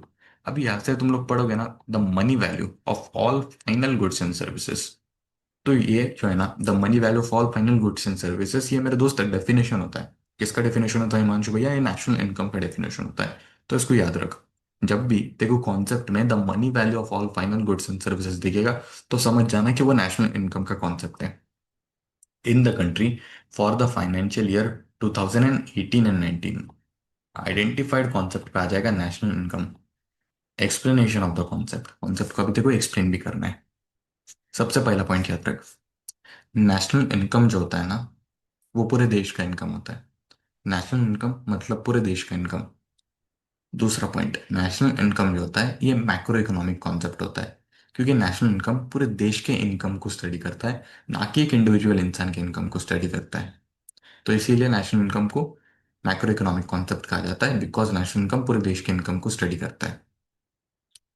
तीसरा पॉइंट है, देखो नेशनल इनकम अभी मतलब क्या, ये एक इंपॉर्टेंट पॉइंट है। आपके देश में जो भी फाइनल गुड्स एंड सर्विसेज को प्रोड्यूस किए जा रहे हैं एक साल में, उसके टोटल मनी वैल्यू को हम नेशनल इनकम कहते हैं। नेशनल इनकम का मतलब समझो, अभी तीसरे पॉइंट में नेशनल इनकम का मतलब समझो।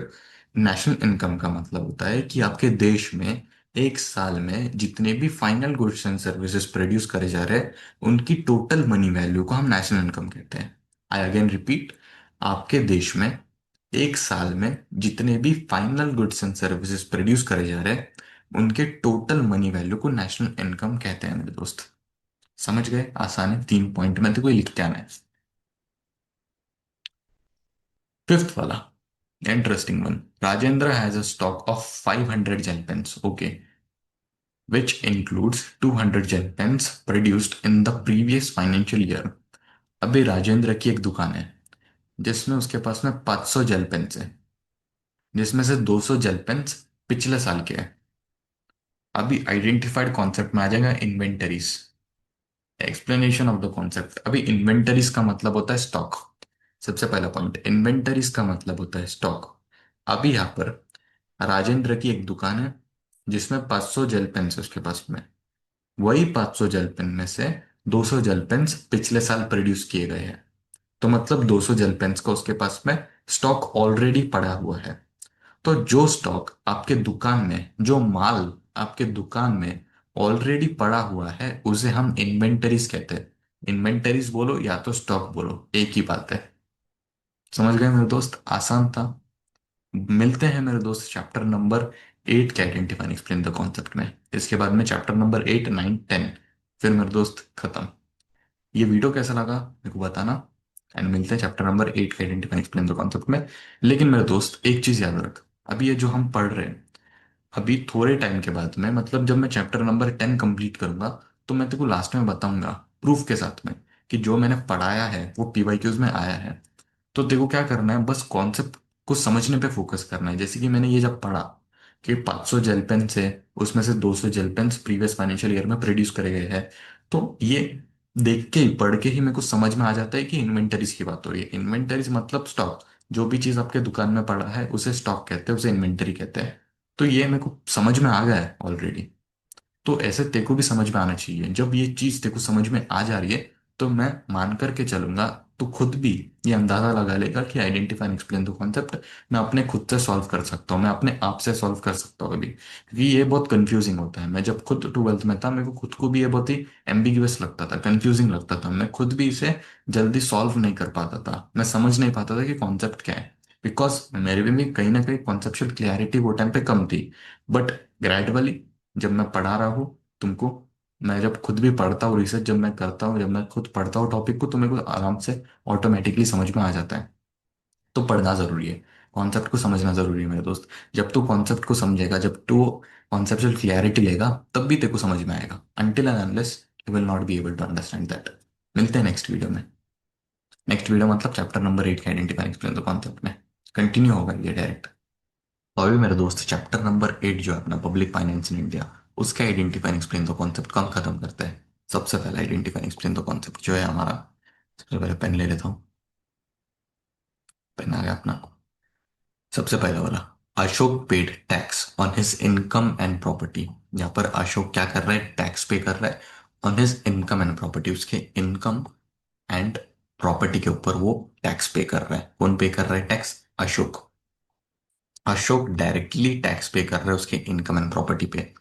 तो आइडेंटिफाइड कॉन्सेप्ट, जो आइडेंटिफाइड कॉन्सेप्ट है मेरा, आ जाएगा direct tax. Explanation of the concept. Points, दो पॉइंट्स में एक्सप्लेन करता हूँ। सबसे पहला पॉइंट, जब भी कोई इंसान अपने जेब से डायरेक्टली टैक्स जो होता है वो गवर्नमेंट को पे करता है तो उसे डायरेक्ट टैक्स कहते हैं। जब भी कोई इंसान अपने जेब से, अपने पॉकेट से पैसे पे करता है गवर्नमेंट को टैक्स के फॉर्म में, तो उसे डायरेक्ट टैक्स कहते हैं। दूसरा पॉइंट, डायरेक्ट टैक्स जो होता है ना, ये बेसिकली इंसान के प्रॉपर्टी एंड इनकम पे लगता है। डायरेक्ट टैक्स इंसान के इनकम एंड प्रॉपर्टी पे लगा जाता है। बेसिकली इंसान के इनकम एंड प्रॉपर्टी पे डायरेक्ट टैक्स लगता है। एंड डायरेक्ट टैक्स जो होता है वो इंसान गवर्नमेंट को डायरेक्टली पे करता है अपने जेब से, उसको डायरेक्ट टैक्स कहते हैं। समझ गए? बढ़ते आगे। रोहिणी यूज टू पे less income tax when her income was low. Okay, ठीक है। रोहिणी जो थी, कम टैक्स पे करती थी जब उसका इनकम कम था। समझ गए? But now she has to pay more income tax due to increase in income. देखो, कॉन्सेप्ट का मतलब क्या है, जब रोहिणी का सैलरी कम था तो वो कम इनकम टैक्स पे करती थी। बट अभी उसका इनकम जो है, सैलरी जो है बढ़ गया, तो उसको ज्यादा इनकम टैक्स पे करना है। आइडेंटिफाइड कॉन्सेप्ट आ जाएगा progressive tax structure. Identified concept आ जाएगा progressive tax tax structure. Explanation of the concept. देखो, एक पॉइंट में मतलब समझो इसका। प्रोग्रेसिव टैक्स का मतलब क्या होता है, जब आपका इनकम ज्यादा होता है तो आपको ज्यादा टैक्स पे करना होता है, लेकिन जब आपका इनकम कम रहता है तो आपको कम टैक्स पे करना होता है। समझ गए? प्रोग्रेसिव टैक्स का मतलब, जब आपका इनकम ज्यादा है तो ज्यादा टैक्स पे करो, जब आपका इनकम कम है तो कम टैक्स पे करो। बढ़ते आगे। Shailesh borrowed money from a friend to buy machinery. अभी शैलेश एक इंडिविजुअल है जो कि अपने दोस्त से पैसे उधार पे ले रहा है। शैलेश अपने दोस्त से पैसे उधार पे ले रहा है क्योंकि शैलेश को मशीनरी परचेस करनी है। अभी आइडेंटिफाइड कॉन्सेप्ट में आ जाएगा प्राइवेट फाइनेंस। आइडेंटिफाइड कॉन्सेप्ट में मेरे दोस्त आ जाएगा private finance. Explanation of the concept. Concept को एक्सप्लेन भी करना है अभी। देखो, जब भी आप अपने दोस्त से, अपने रिश्तेदार से पैसे उधार पे लेते हो तो उसे प्राइवेट फाइनेंस कहते हैं। क्या बोला मैंने? जब भी आप अपने किसी दोस्त से या किसी रिश्तेदार से पैसे उधारी पे लेते हो तो उसे प्राइवेट फाइनेंस कहा जाता है। समझ गए? अगर बैंक वगैरह से लोगे तो उसे गवर्नमेंट, उसे पब्लिक फाइनेंस कहा जाएगा। अगर आप उधारी पे पैसे अपने दोस्त से या तो अपने रिलेटिव से लेते हो तो उसे प्राइवेट फाइनेंस कहा जाता है। अगर आप बैंक से पैसे बोरो करते हो, पैसे उधारी पे लेते हो बैंक से, तो उसे हम बोलेंगे पब्लिक फाइनेंस। समझ गए मेरे दोस्त? इजी। ये पॉइंट यहाँ पर तुम लोग लिख सकते हो। Private finance refers to an income and expenditure of individuals and private sectors organisation. ये पॉइंट लिख सकते हो। And conclusion you have to write compulsorily. Conclusion तो मेरे दोस्त तेरे को कंपल्सरीली लिख के आना है। मिलते हैं अभी हम चैप्टर नंबर 9 के आइडेंटिफाई एक्सप्लेन द कॉन्सेप्ट। तो दोस्त अभी हम चैप्टर नंबर 9 जो है उसके आइडेंटिफाई एक्सप्लेन द कॉन्सेप्ट को कवर करते हैं। चैप्टर नंबर 9 जो है वो है हमारा money market and capital market. उसके important identify and explain the concept को स्टार्ट करते हैं। पेन ले लेता हूं मैं, येलो कलर का पेन जो है। Raghu's father regularly invest his money in stock in bonds. एक सेकेंड रुकना। यहाँ पर क्या कर रहे हैं, रघु के फादर जो है ये रेगुलरली इन्वेस्ट करते हैं उनका पैसा in stock and bonds. Stock and bonds, sorry, bonds बोलते हैं, स्टॉक एंड बॉन्ड्स। तो जहां पर भी तुमने ये शब्द सुना स्टॉक, उधर बिंदास लिख के आ जाना है हमको stock exchange. Identified concept, A identified concept stock exchange. B explanation of the concept. देखो, स्टॉक एक्सचेंज पहला पॉइंट अपना ऐसा याद है ना। पहला पॉइंट, स्टॉक एक्सचेंज एक ऐसी जगह होती है जहां पर स्टॉक एंड बॉन्ड्स को बेचने और खरीदने का काम करा जाता है। क्या बोला मैंने? स्टॉक एक्सचेंज एक ऐसी जगह होती है जहां पर स्टॉक्स एंड बॉन्ड्स को बेचने और खरीदने का काम करा जाता है। दूसरा पॉइंट, एग्जाम्पल में लिख सकते हो नेशनल स्टॉक एक्सचेंज एनएसई और बॉम्बे स्टॉक एक्सचेंज बीएससी। ये दो पॉपुलर स्टॉक एक्सचेंज है इंडिया में। समझ गए? यहाँ पर बस याद रखो कि रघु के फादर कुछ इन्वेस्ट कर रहे हैं उनका पैसा स्टॉक्स एंड बॉन्ड्स में, तो स्टॉक्स देख लिया, बॉन्ड्स देख लिया, बिंदास लिख दो आइडेंटिफाइड कॉन्सेप्ट में स्टॉक एक्सचेंज। यहाँ पे तुम्हारे लिए बनाया गया बुल एंड बियर। बियर कौन समझ नहीं। Sara makes a monthly contribution to fund. Sara makes a monthly contribution to a fund jointly created by her friends. यहाँ पर सारा जो है ये मंथली कुछ तो भी पैसा कंट्रीब्यूट कर रही है। एक फंड बेसिकली ये लोग कुछ क्रिएट कर रहे हैं। जो कि उनके फ्रेंड मिल करके, जो कि उन सारा के दोस्त लोग हैं, वो लोग मिल करके ऐसे कुछ क्रिएट कर रहे हैं भाई, फंड टाइप का, जिधर वो लोग अपने पैसे जमा करेंगे। The collected fund then given to a chosen member through a lucky draw. ये बहुत अच्छा मेरे को आइडेंटिफाई एक्सप्लेन द कॉन्सेप्ट बहुत अच्छा लगता है। ये नॉस्टैल्जिया हिट होता है मेरे को इससे। अभी कैसे हिट होता है तुमको बताऊंगा। आइडेंटिफाइड कॉन्सेप्ट आ जाएगा चिट फंड।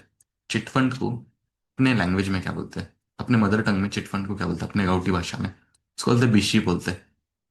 तुमको याद होगा कि हमारी जो मम्मी है, पहले के टाइम पे तो बहुत होता था, अभी के टाइम पे थोड़ा कम हो चुका है। हमारी मम्मी क्या करती है पता है क्या?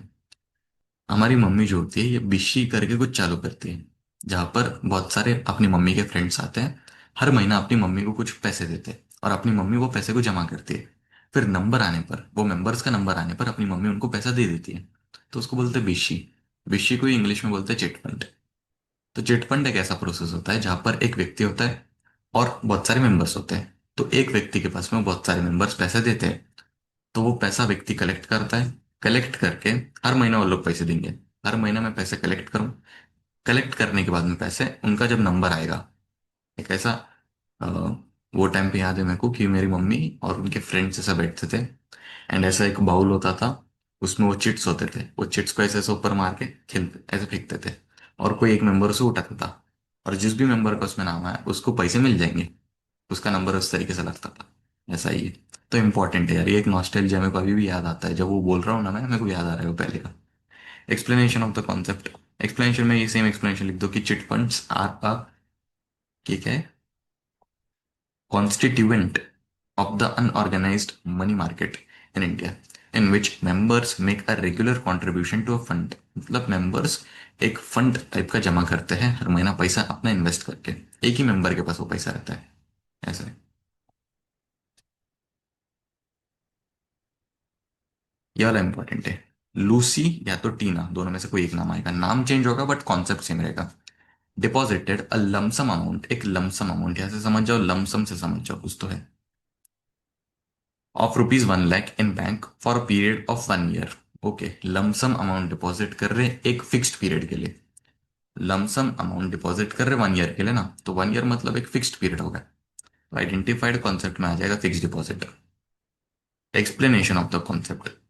देखो, फिक्स्ड डिपॉजिट अकाउंट जो होता है, जैसे आपने ले लेते हो बस। फिक्स्ड डिपॉजिट अकाउंट एक ऐसा अकाउंट होता है जहां पर फिक्स्ड अमाउंट ऑफ मनी एक फिक्स्ड पीरियड ऑफ टाइम के लिए रखा जाता है। फिक्स्ड डिपॉजिट अकाउंट एक ऐसा अकाउंट होता है जहां पर फिक्स्ड अमाउंट ऑफ मनी एक फिक्स्ड पीरियड ऑफ टाइम के लिए रखा जाता है। फिक्स्ड डिपॉजिट अकाउंट जो होता है ना, इसका जो इंटरेस्ट रेट होता है ये थोड़ा ज्यादा होता है compare to saving account. Fixed deposit account का इंटरेस्ट रेट थोड़ा हायर होता है कंपेयर टू सेविंग अकाउंट। समझ गए? बढ़ते आगे। ABC banks provide demat facility. Okay, demat facility provide कर रही है। सेफ डिपॉजिट फैसिलिटी भी प्रोवाइड कर रही है एबीसी बैंक। लॉकर फैसिलिटी भी प्रोवाइड कर रही है। इंटरनेट बैंकिंग फैसिलिटीज भी प्रोवाइड कर रही है ABC bank to its customers. अभी एबीसी बैंक इतने सारे फैसिलिटीज प्रोवाइड कर रही है, तो उसे कॉन्सेप्ट को कहा जाता है ancillary function of commercial bank. क्या बोला जाएगा उसको? Ancillary function of commercial bank. Explanation of the concept, अभी मेरी बात ध्यान से समझो समझो। कमर्शियल बैंक जो होती है ये सिर्फ डिपॉजिट लेना और लोन देना का काम नहीं करती। कमर्शियल बैंक सिर्फ डिपॉजिट लेने का और लोन देने का काम नहीं करती, बल्कि कमर्शियल बैंक कुछ एक्स्ट्रा सर्विसेज भी प्रोवाइड करती है, जैसे कि डीमैट फैसिलिटी, सेफ डिपॉजिट हो गया, लॉकर्स हो गए, इंटरनेट बैंकिंग फैसिलिटी हो गया। तो ये सब फैसिलिटी भी कमर्शियल बैंक अपनी प्रोवाइड करती है। आई अगेन रिपीट कि कमर्शियल बैंक सिर्फ डिपॉजिट लेना और लोन देना, ये दोनों ही काम नहीं करती, उसके अलावा कुछ एक्स्ट्रा सर्विसेज भी परफॉर्म करती है, जैसे कि डीमैट फैसिलिटी होगा, सेफ डिपॉजिट होगा, लॉकर फैसिलिटी होगा, इंटरनेट बैंकिंग फैसिलिटी होगा, ये सब। राजू सर को वापस कहा से, Raju's father invest his money in a market for long term funds, both equity and डेप्ट raised within and outside the country. अभी देखो इधर लॉन्ग टर्म फंड जब तुमने पढ़ा, लॉन्ग टर्म फंड्स, ये पढ़ के तुम्हारे दिमाग में आ जाना चाहिए, दिमाग की बत्ती जल जानी चाहिए, कैपिटल मार्केट के बारे में बोल रहा है। कैपिटल मार्केट लॉन्ग टर्म के लिए होता है, मनी मार्केट शॉर्ट टर्म के लिए होता है, यहाँ पर लिखा भी है, यहाँ पर तुम्हारा भाई बोल भी रहा है। मनी मार्केट शॉर्ट टर्म के लिए, कैपिटल मार्केट लॉन्ग टर्म के लिए। तो इधर लॉन्ग टर्म पढ़ लिया तो समझ जाने का, ये कैपिटल मार्केट वाला कॉन्सेप्ट है। तो आइडेंटिफाइड कॉन्सेप्ट में आ जाएगा capital market. Explanation of the concept, concept को भी एक्सप्लेन करो। कैपिटल मार्केट एक ऐसा मार्केट होता है जहां पर हम लॉन्ग टर्म के लिए इन्वेस्ट करते हैं। लॉन्ग टर्म के लिए इन्वेस्टमेंट कैपिटल मार्केट में होता है। कैपिटल मार्केट के अंदर बेसिकली म्यूचुअल फंड्स भी आ जाते हैं। कैपिटल मार्केट के अंदर ही म्यूचुअल फंड्स आ जाता है। ये म्यूचुअल फंड्स भी लॉन्ग टर्म के लिए होता है। तो कैपिटल मार्केट एक ऐसा मार्केट होता है जहां पर लॉन्ग टर्म इन्वेस्टमेंट होती है, जिसके अंदर म्यूचुअल फंड्स एंड ऑल आ जाता है। समझ गए मेरे दोस्त? बढ़ते हैं हम दूसरे चैप्टर की तरफ। अभी मेरे दोस्त चैप्टर नंबर 10 जो है हमारा फॉरेन ट्रेड इन इंडिया, इसके identify and explain the concept को निपटाने जा रहे हैं। चल फिर वीडियो को स्टार्ट करते हैं। देखो, India purchased petroleum from Iraq. यहाँ पर इंडिया एक कंट्री है मेरे भाई। यहाँ पर इंडिया एक कंट्री हो गई अपनी, इराक एक कंट्री हो गई अपनी, और परचेस की बात हो रही है। समझ गए? परचेस की बात हो रही है। दो अलग अलग कंट्री है हमारे पास में इधर, और परचेस की बात हो रही है। देख, जब भी कोई कंट्री दूसरे कंट्री से कुछ सामान को परचेस करती है ना, उसे हम इंपोर्ट ट्रेड कहते हैं। तो यहाँ पर आइडेंटिफाई एक्सप्लेन द कॉन्सेप्ट में तू लिखेगा import trade. Explanation of the concept. देख, पॉइंट याद रख। जब भी कोई कंट्री दूसरे कंट्री से कुछ सामान को परचेस करती है ना, कुछ सामान को खरीदती है ना, तो उसे हम इंपोर्ट ट्रेड कहते हैं। समझ गए? बढ़ते आगे। Maharashtra purchased wheat from Punjab. अब यहां पर भी इंपोर्ट ट्रेड मत लिख के आना, क्योंकि देखो इधर कंट्री की बात हो रही थी, इंडिया एक अलग कंट्री, इराक एक अलग कंट्री, फिर परचेस की बात हो रही है। यहां पर महाराष्ट्र एंड पंजाब, महाराष्ट्र एंड पंजाब एक ही कंट्री में आते हैं ना। महाराष्ट्र एंड पंजाब इंडिया में ही आते हैं ना मेरे दोस्त। तो विद इन द स्टेट, देखो, जब महाराष्ट्र पंजाब से परचेस कर रही है व्हीट, तो ये विद इन द स्टेट हो रहा है। विद इन द स्टेट, जब एक स्टेट दूसरे स्टेट से कुछ चीज को परचेस करती है, कुछ सामान को परचेस करती है ना, उसे हम इंटरनल ट्रेड कहते हैं। यहाँ पर आइडेंटिफाइड कॉन्सेप्ट में आ जाएगा internal trade. Explanation of the concept. Explanation में क्या एक्सप्लेनेशन देगा तू? कि जब एक स्टेट कोई दूसरे स्टेट से कुछ सामान को परचेस करती है, खरीदती है कुछ सामान को, उसे हम इंटरनल ट्रेड या तो डोमेस्टिक ट्रेड या तो होम ट्रेड कह सकते हैं। Internal trade, domestic trade and home trade एक ही है। जब भी कोई स्टेट दूसरे स्टेट से कुछ सामान को परचेस करती है, उसे हम इंटरनल ट्रेड कहते हैं। इन सिंपल, समझ गए मेरे दोस्त? बढ़ते आगे, इजी वे में समझो। यहां पर ये इंपॉर्टेंट है। इंग्लैंड इंपोर्ट कर रही है कॉटन फ्रॉम इंडिया।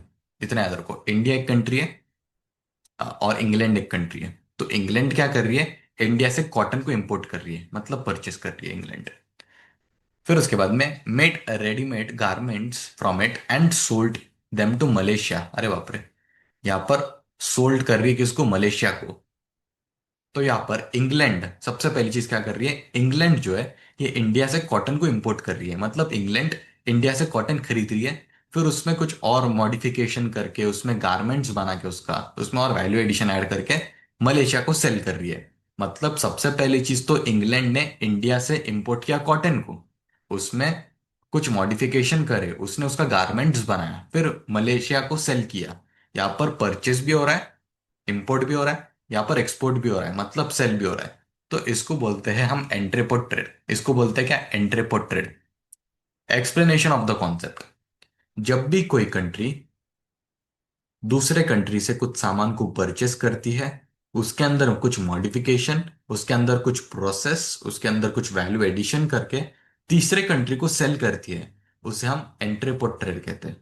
समझ गए? जब भी एक कंट्री दूसरे कंट्री से कुछ सामान को परचेस करती है, उसके अंदर जो भी मॉडिफिकेशन है वो करके तीसरे कंट्री को सेल करती है, उसे हम एंट्रीपोर्ट ट्रेड कहते हैं। जैसे कि यहाँ पर इंग्लैंड ने इंडिया से कॉटन को इंपोर्ट किया, इंपोर्ट करने के बाद में मलेशिया को सेल किया, उसके गारमेंट्स बना के मलेशिया को सेल किया। तो मतलब तीन कंट्री आ गए यहाँ पे मेरे भाई। और पहले इंग्लैंड ने इंपोर्ट किया, फिर बाद में एक्सपोर्ट किया, तो उसे हम एंट्रीपोर्ट ट्रेड कहते हैं। तो इन शॉर्ट, एंट्रीपोर्ट ट्रेड जो होता है वो import trade and export trade का कॉम्बिनेशन होता है। समझ गए? दो पॉइंट्स को, दो पॉइंट्स में निपटा दिया इसको। जापान सेल, यहां पर याद रखो sell. Japan sells smartphones to Myanmar. कुछ अलग ही है। यहां पर सेल की बात हो रही है। जब भी सेल की बात होती है तो एक्सपोर्ट ट्रेड लिखना है। परचेस की जब भी बात होती है, देखो, परचेस की बात हो रही है और अलग अलग कंट्री है, तो तुम लोग इंपोर्ट ट्रेड लिखोगे। जब सेल की बात हो रही है तो तुम लोग एक्सपोर्ट ट्रेड लिखोगे। यहाँ पर सेल की बात हो रही है तो मेरे भाई तेको लिखना है export trade. Explanation of the concept.